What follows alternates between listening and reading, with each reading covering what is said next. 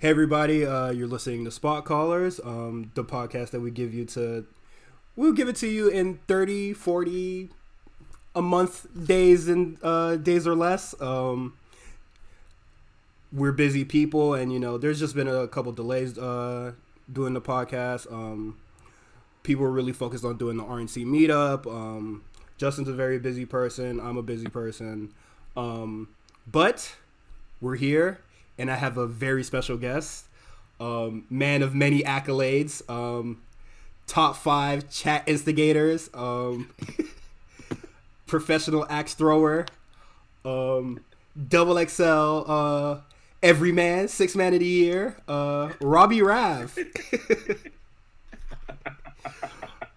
Thank you. You forgot man of violence, but it's all right. Okay. Man of violence and bad attitudes. No, thank you for having me. It's a good time. I appreciate it, man. And you know what? You are a man of violence, and this is why I brought you on to review GCW's Bloodsport. I love this show a lot. I think it's the perfect blend of violence and wrestling. And you know what? I still think this is, for WrestleMania weekend, I do think that this show usually tops most. I know that doesn't really mean anything to you because you kind of like had a falling out on wrestling. But I do think, I look forward to Bloodsport every year. And Bloodsport is one of my favorite movies, so it just adds on. But how you feel about wrestling nowadays? Are you talking about like my wrestling background? Yeah, background, and how, like you had a falling out, and like when that falling out happened.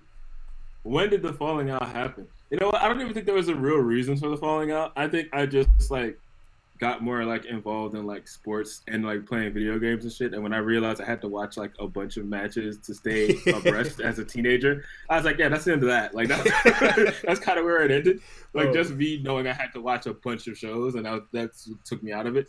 But no, like I said, I grew up watching it, because of my parents, and especially my dad. So that's kind of how that all began. I played all the games, all the WWE, WWF games, and that also kind of helped it. Kind of helped me with it. But like I said, knowing you guys and knowing J5 and rest of RNC, that also kind of keeps me like passively aware of what's going on. Mm-hmm. So that also helps. All right.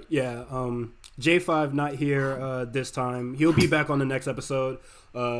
Very busy man. What is it, like jack of all trades in RNC? He does a ton of podcasts, and you know what? I had to take the helm. So Spot Callers is my baby, and I'll take care of it. But we'll get into the show here. We're gonna review some matches, and we're gonna give it a star rating. Talk about how Robby feels about the performers. I've watched this show tons of times, just whenever I just felt like watching wrestling. But Robby, how'd you feel about this opening promo that goes on here? It's hilarious. It's definitely hilarious. Like I didn't know what the hell I was about to watch, but like I saw the opening promo and I was like, all right, I'm glad this was a sound decision. You picked the right thing for me because as we discussed, as a man of violence, this is a man of violence. This is kind of the kind of shit I would want to watch, and I was like, after I watched the promo, I knew I was in the right place pretty much. Okay. GCW, it's a no ropes, only knockouts and submissions. It's a very it's a good blend between MMA and wrestling. If you haven't seen the shows before, I think this is a good show. Just to show your pals, they're not really into the whole like technical holds or like the running the ropes, like whatever. I know a lot of people, when I take them to wrestling shows, they always laugh when they do the leapfrog sequence. But like this show here is like this is for your pals that like MMA or like violence or whatever. We get a few I think we get a few people that do MMA here, but mainly this time, this is the first show, and there's a lot of wrestlers on this card. The following year for Josh Barnett's Bloodsport, there'll be a lot of more MMA performers who kind of like shine when they're doing like they're kind of like wrestling gimmicks, like when they're playing heel and stuff. I think that's really cool. But we'll go into the first match here. When I messed up the recording the first time, I did not pronounce his name right, so I'll let you do this. Oh yes. Oh yeah. Okay. Yeah, because you did whatever you wanted with his last name, and I had to say something. I'm pretty sure it's Dominic Guarini and versus Kyle the Beast. Yeah, nobody's ever gonna hear what you tried to do with his last name the first time. I don't know what it was, but it wasn't that bad. But I had to intervene. All right, so, yeah. Shout out to Justin Guarini too. Yeah, had to nuke the VOD for that one. No, y'all ain't gonna hear that. All right, so how'd you feel about the match? I like the match. It was fun. I think it was a good opener. It's just two guys trying to beat each other's ass, and I think that's what you sign up for. You know what I mean? That's what you sign up for. I think there were parts of it where I didn't know what the hell they were trying to do, but I think the way that it kind of closed out, and as it got closer to the end, and then the match started to round out, it all really made sense, and I think it's like. Definitely makes it worth viewing. Absolutely. I think the placement of the match is right, too. Okay. I feel the same as well. I think this is this is the perfect opener for these shows. And I think the following year, Dominic would open again for the show against, I think, I don't know who, but I do remember that it's a MMA fighter. I think he does set he sets a good example for the style that these shows are, which are like these hybrid wrestling, MMA, kind of, blurred line gimmick or like quote unquote predetermined. I do think these two do have a good bout here. How do you feel about each performer? I think I'm trying to remember who was I more of a fan of in the match. I think it was probably Dominic who won me over eventually. Like I think both of them did a good job with what was supposed to happen, or how it was supposed to play out. But for me it would be Dominic. I also like the holes that were put into this. I was not a fan of the knee bar, but everything else was cool. But yeah, the knee bar was definitely struggle. But it is what it is. These things happen. Hey man, they had to make do. right. But yeah, exactly. Knee bar aside, this match is really great. I do think Dominic is a good performer. When he came out, I think when Kyle came out, I was just like, yeah, definitely not rooting for this dude. But how many stars would you give it, Robbie? I gave it 3 out of 5, which I think was nice and fair. Yeah, I gave it 3 out of 5 stars as well. It's a good match. It gives you a good taste what you're in for. But next match we have my favorite match on the card: Eddie Kingston versus Hot Sauce Tracy Williams. I think this match is like you got a taste for what it was, like what this pay-per-view is going to be in the first match, and I think this is like the perfect like example of it. I do like the main event, but this tops it for me. I think it's a very it's the mid-card banger.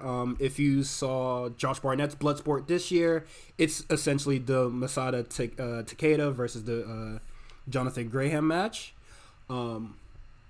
Just two wrestlers killing each other, hitting each other hard as shit, slamming the hell out of each other. This is like the hybrid bout. Like, I can't big up this match enough. Like, I do think this match is really great. When I first saw this show, I had no idea who either of these dudes were, and both these two really won me over. I look forward to all their matches, no matter any promotion.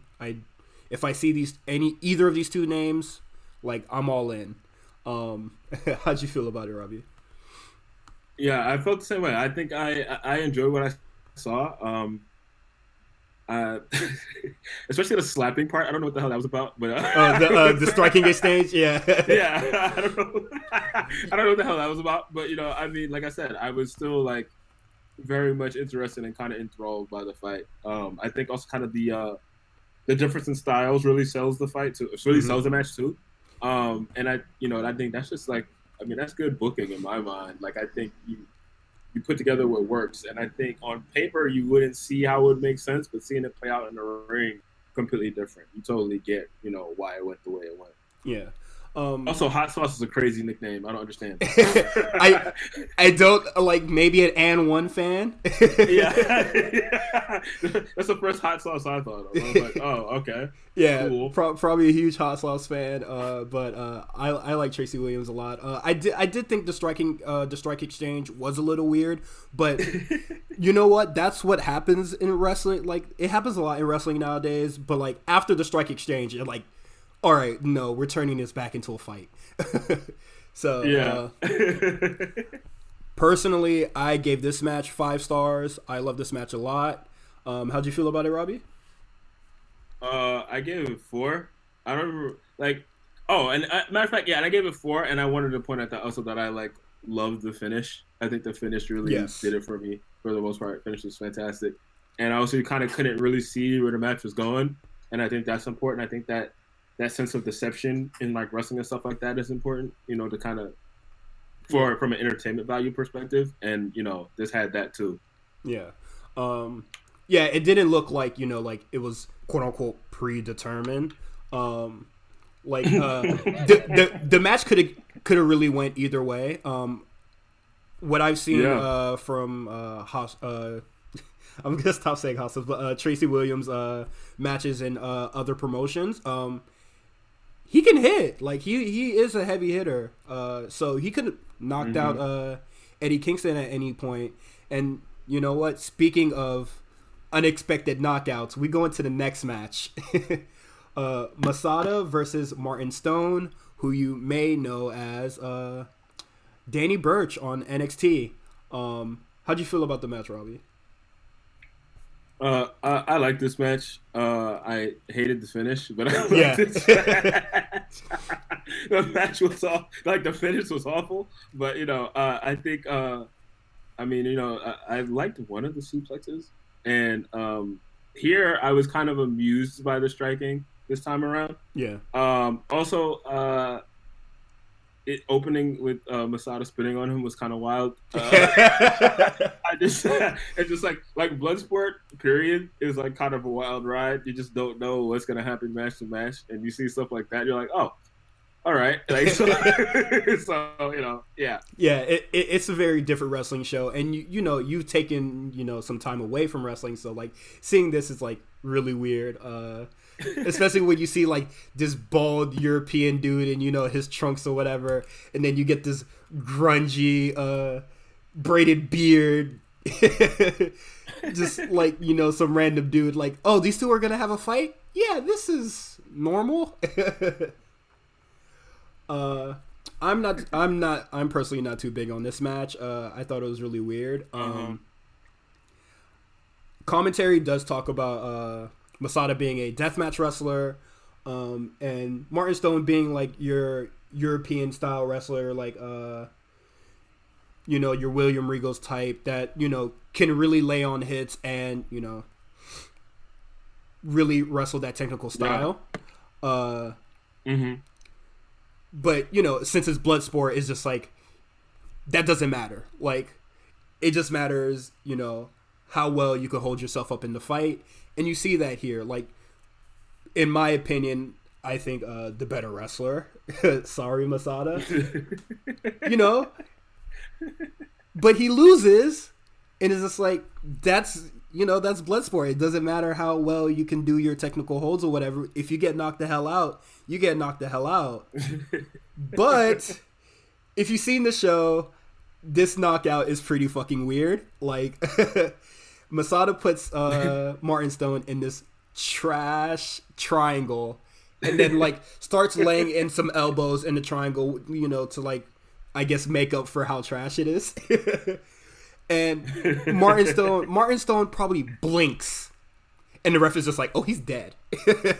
Nah, it's over. And like the crowd is like, "What the?" Like the crowd boos. That crowd is just like, "What the fuck?" Like I'm pretty sure nobody thought Masada was gonna win. But well, they got to deal with it. Yeah, it is what it is. Like you know, for UFC, it's just like, oh, you didn't expect them to win. It's just like, well, shit, motherfucker got knocked out. It is what it is.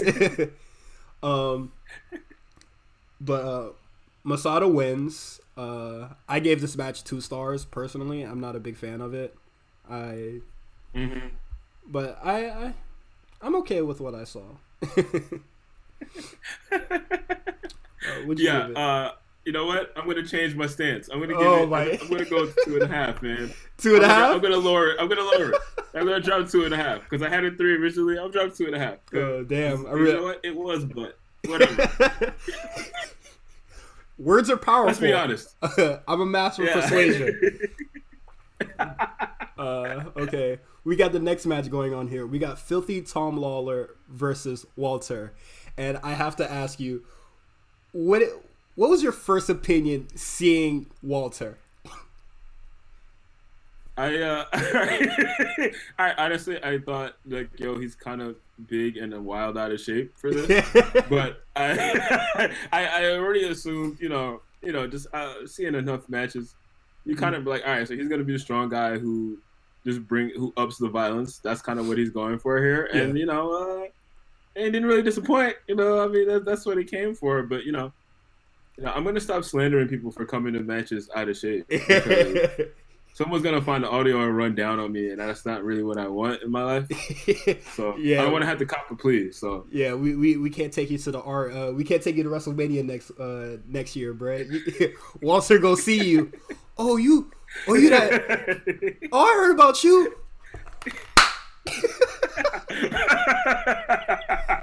Yeah, if I get slapped out, like I gotta say it didn't happen.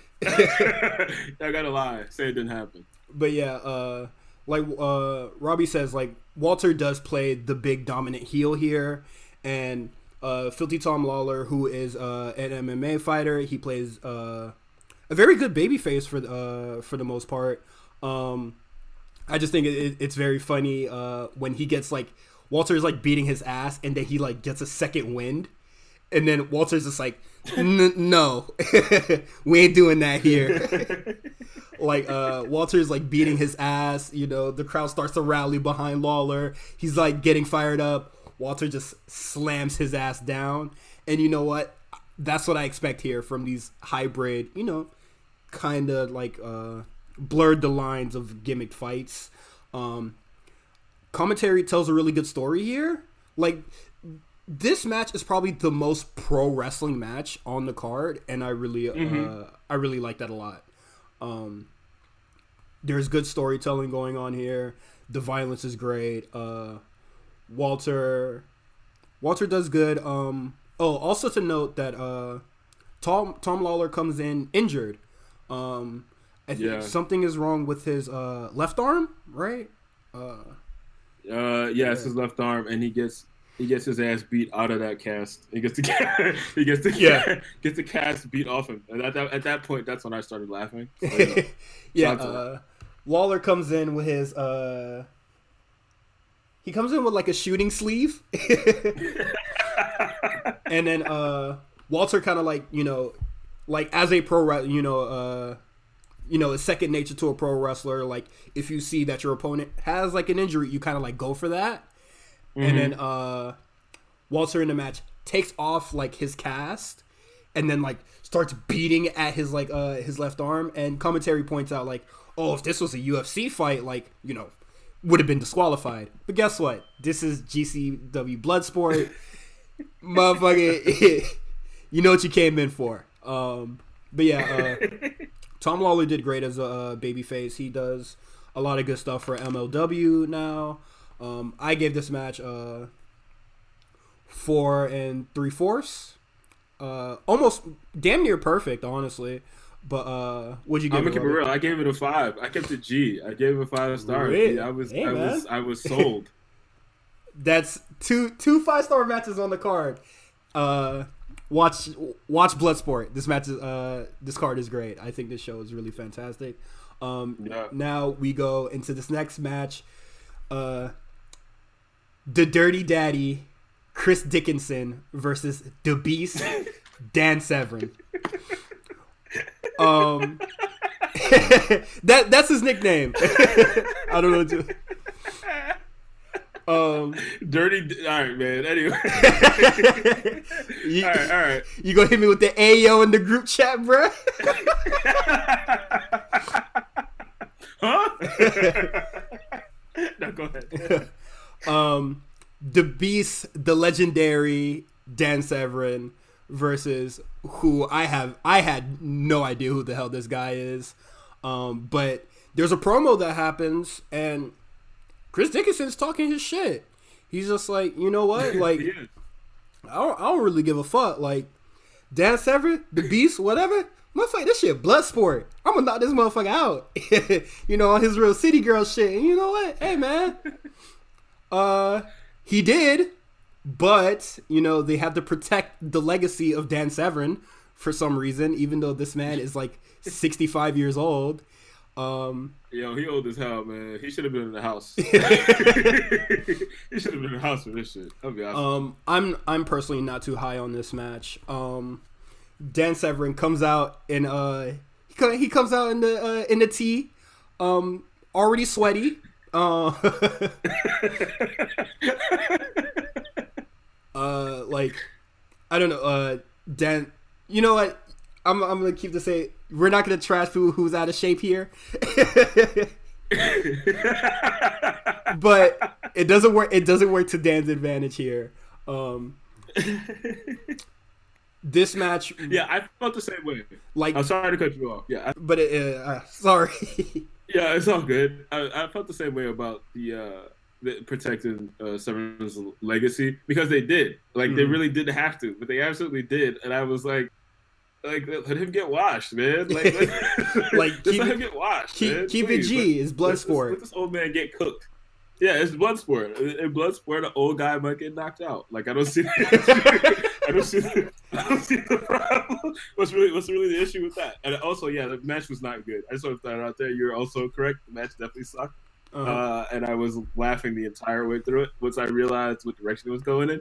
So, yeah. Oh, it is very clear what direction this shit goes in. And I think, like, when I was watching it, like, I usually skip this match whenever I rewatch. But every match leading up to this point has really built up the illusion, or, like, you know, like, these are hybrid fights. Like, this is real shit going on here. Like, this isn't, like, you know, your pro wrestling, you know?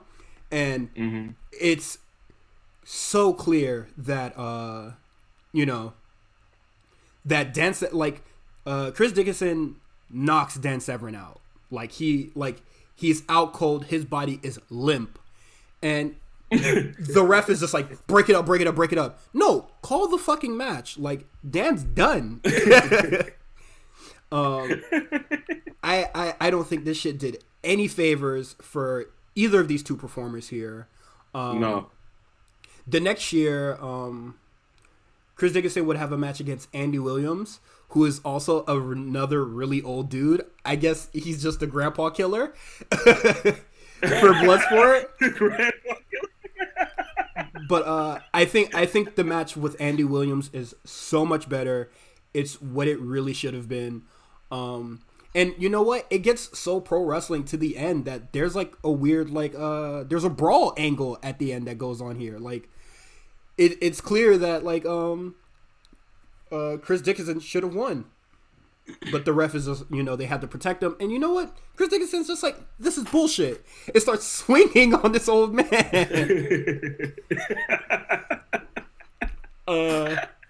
I'm not too high on this match. I gave it 2 stars as well, same as the Masada Martin Stone match. How'd you feel about it? I gave it two. And I definitely wrote I hate this match somewhere around the middle. Like it wasn't even over yet. And I decided I hated it. And then it finished, and I was like, oh yeah, I definitely hate this. I'm not on the fence. It's pretty clear how I feel. So yeah. Yeah. This match isn't great. Honestly, watch it to see, and see for yourself. But skip this if this is like. If you've seen it, yeah, you would want to skip this match. But not a big fan. And then we go into the next match. GCW's Golden Boy. Nick Gage and Timothy Thatcher. You may know him. Catch Point. Evolve guy. Well, not you, Robbie, but fans. I know you have. I know you have no idea who this guy is. I'm sorry, but Timothy Thatcher is on this card, and if you know him, he does a lot of great striking work. He's really good, but as far as Bloodsport goes, he's 0-2. There's only been 2 Bloodsports so far, and Timothy Thatcher got bodied in both of them. I'm not too high on this match as well. I think there's a spot in this match. Yes, there's a spot where they tumble out of the ring, and then it just becomes like a street fight after that, or like a no holds barred match. Like it just becomes whatever at that point. Nick Gage can't do anything wrong to GCW fans. Like he is choking out Timothy Thatcher with I think like just some wire, like some camera wire or whatever. Crowd is loving it, and I'm just like, what the fuck is going on? This ain't Bloodsport, baby.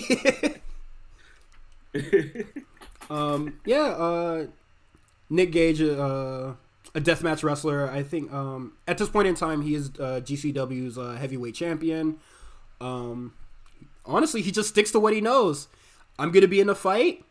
I'm gonna try to kill this man in a very deathmatch fashion. How'd you feel about it? I also was not feeling this. I also was like, okay, no, also kind of, but it probably was because Nick Gage looks like Bill Burr, and I can't, I can't get over it. I can't let it go. It was really bothering me, and weeks later, I still feel the same way. So yeah, but yeah, no, you're right on the toss out of the ring part. That is kind of where it was like, what the hell? What is this? And it never really bounced back. It just kind of stayed in the state of, what the hell am I watching? And that's that was another thing. How did you feel about the ending? I was just like, you know what? This is like, it was for sure like it's not like send the fans home happy, but it's just like they love Nick Gage, like, they can't do anything wrong with him. So it was just like no matter what happened at the end of the match, like they would have cheered anyway. So it was just like it's whatever. Like I was there, like I forgot to mention, like I was there for the show. So like when I saw this and like they tumbled to the outside, I was just like, I can't see anything anymore.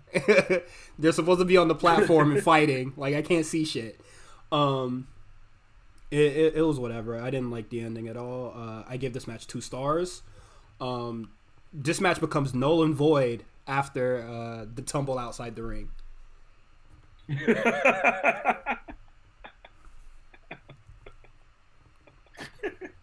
How'd you feel? Yeah, that pretty much sums up how I felt about that one.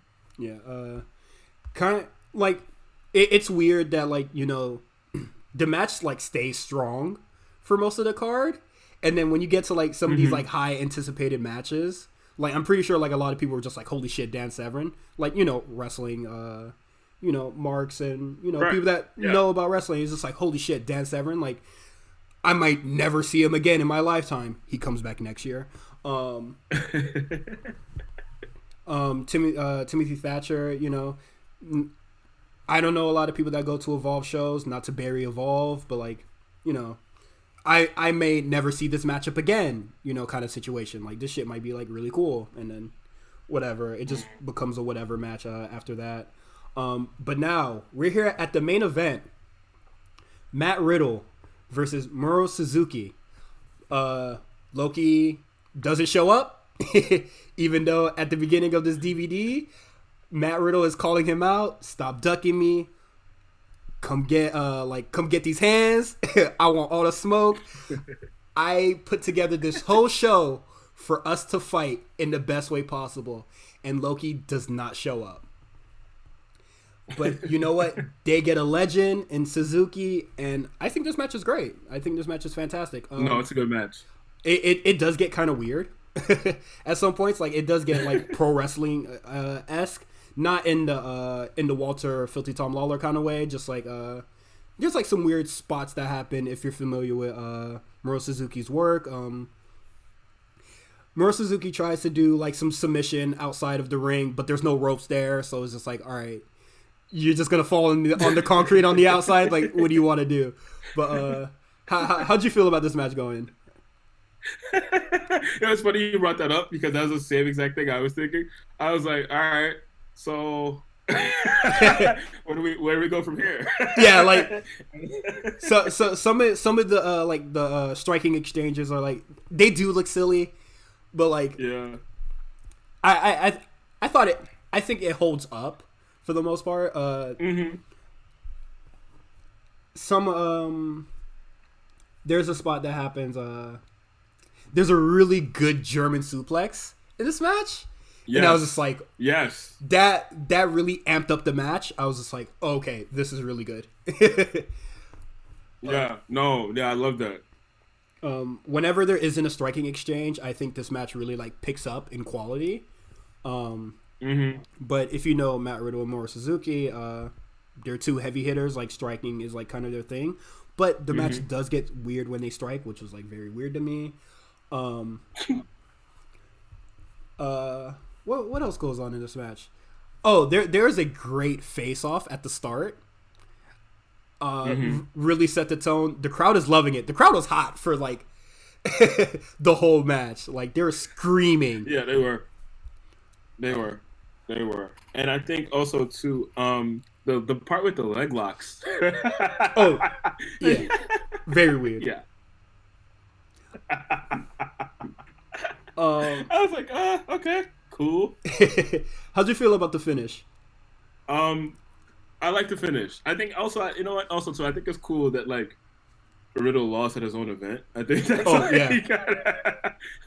think that was cool. I kind of didn't see that. I expected him to win, just by default.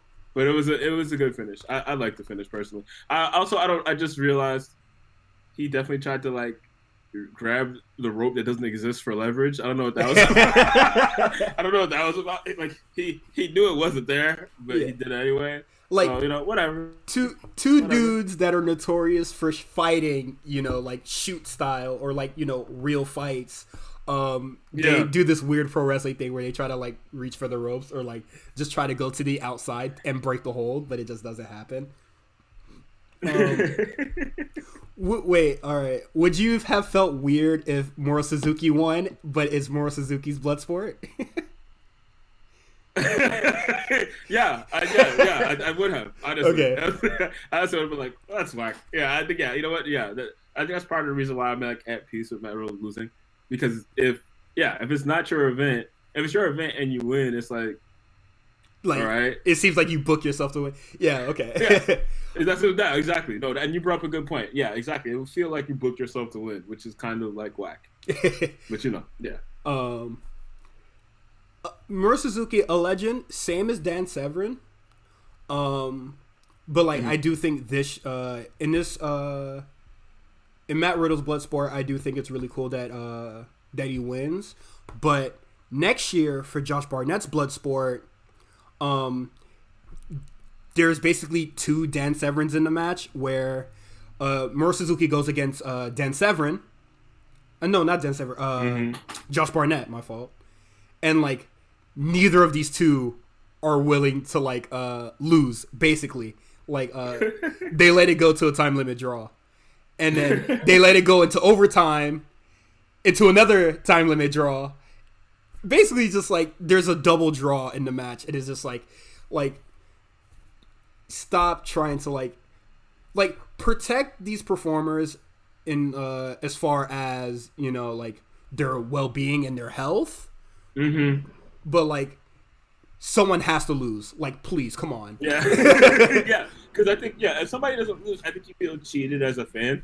I mean, of course, you know, like in kind of pro wrestling history, there's been, of course, matches where nobody won and stuff like that. But I feel like in a situation like this, something like Bloodsport, you came to see somebody lose. You came to see somebody get their ass beat. Like, you don't really want to, like, why would you want to draw? And I think, I get your perspective, absolutely.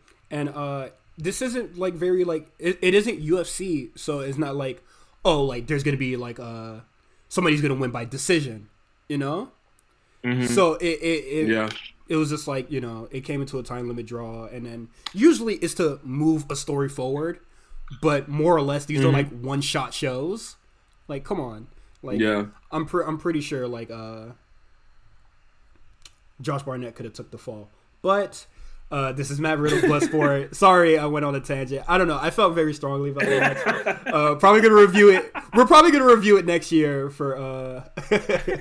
I'll get you back on.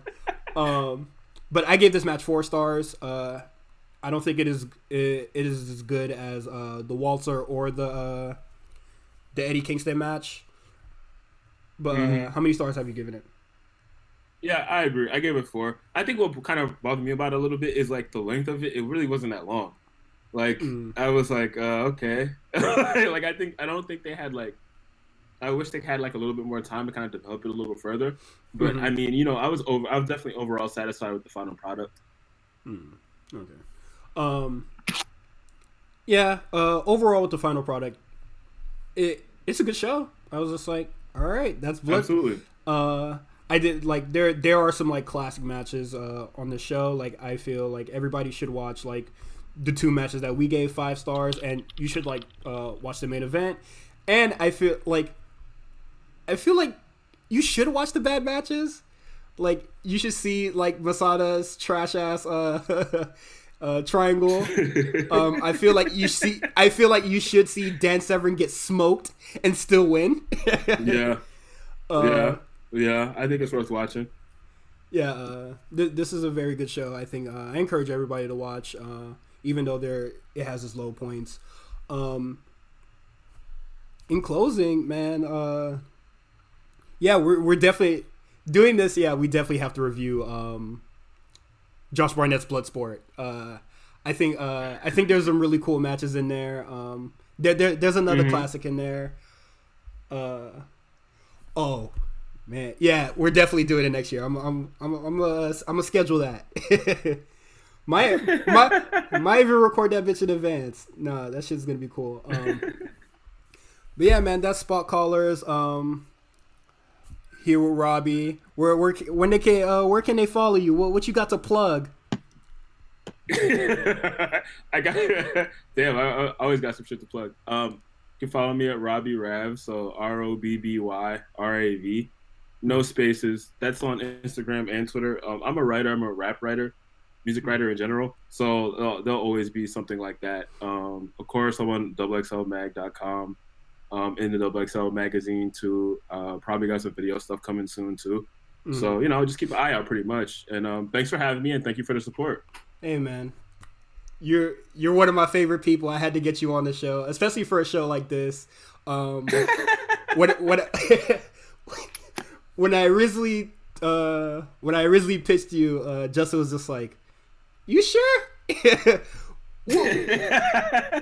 Robby don't watch wrestling. What show you gonna give him? I got the perfect show for Robby. No, don't worry about that, man.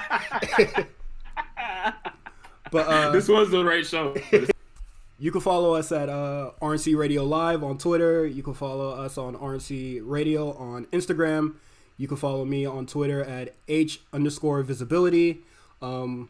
We got a lot of stuff coming to the RNC channel and the A Show channel.